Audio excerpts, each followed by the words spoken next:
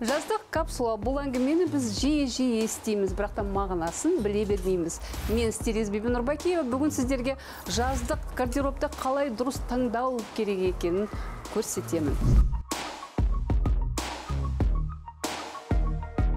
Міндетті түрде әр қыздың жаздық гардеробында сапалы, демалатын матадан тігілген көйлек болу керек.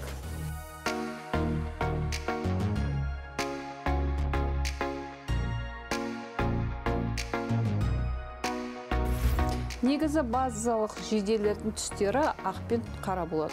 Сондықтан мен осы маусымда беретін кеңесім, мына жарқын түстер трендтегі, мысалы мына аспанның түсіндей, демалатын жұқа матадан лен, поплин дейміз ғой, мақта матасынан тігілген жейделерді таңдап алыңыздар.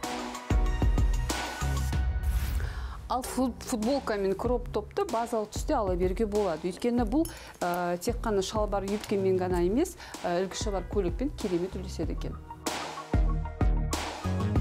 Атластан тігілген миди ұзындық юбкалар бірнеше жыл бізде трендте болып келді. Қазіргі заманда бұл базаға айналып кеткен. Егер де шкафыңызда мынандай пүтелген плесе юбкаңыз болса, бұны жаздық капсулға таңдаңыз. Жаздық күн ысып тұр, сондықтан тек қана күнделікті емес, демалысқа мынандай деним шорты саған қосқым келеді. Оған мынандай кимоно пішілген шапан бергім кеп тұр, оны керемет үлеседі. Айтпақшы, тек қана шапан ретінде емес, белдікпен әдемі көйлек қып киюге де болады. Айтпақшы, мына көйлекті ұмытып кетіп қой саған беруге.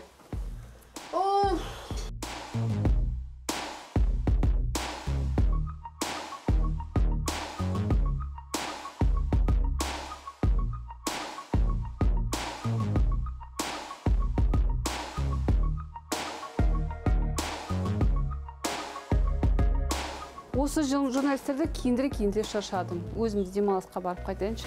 Әйтеуір жақсы нәтижесі болса екен.